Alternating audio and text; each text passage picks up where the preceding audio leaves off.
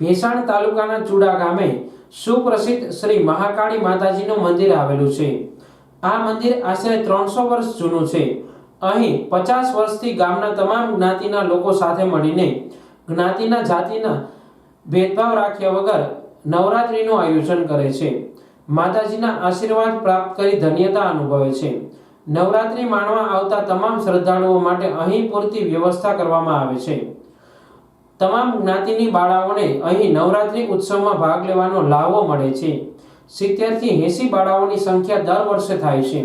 શ્રી મહાકાળી ગરબી મંડળ દ્વારા આ વર્ષે યુવા દાતાઓ અને ગામના સેવાભાવી લોકોની મદદથી સતત 1 વર્ષની રાત દિવસની અથાગ મહેનતથી એક સુંદર અને ભવ્ય ફૂલવાડી ધામ એટલે કે ગાર્ડનનું નિર્માણ કરવામાં આવ્યું છે।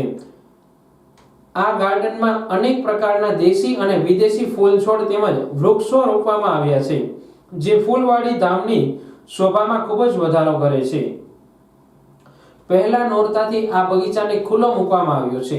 શ્રી મહાકાળી ગરબી મંડળના પ્રમુખ બકુલભાઈ ધાંધલે જણાવ્યું હતું કે નવરાત્રી શરૂ થઈ ચૂકી છે, ત્યારે આ ભવ્ય ગાર્ડનના નિર્માણ માટે ગામના તમામ લોકો, દાતાશ્રીઓ, ગામના યુવાનો અને વડીલોનો સાથ સહકાર મળ્યો છે। તમામ સેવાભાવી લોકોના શ્રી મહાકાળી ગરબી મંડળ સેવા ટ્રસ્ટ દ્વારા ખૂબ ખૂબ આભાર વ્યક્ત કરાયો છે। શ્રી મહાકાળી સેવા ટ્રસ્ટ સુડા સોરઠ તેમજ મહાકાળી ગરબી મંડળ દ્વારા નવરાત્રી મહોત્સવ 2024નું આયોજન કરવામાં આવેલ છે અને અહીંયા એક ભવ્ય ગાર્ડન બનાવવામાં આવેલ છે।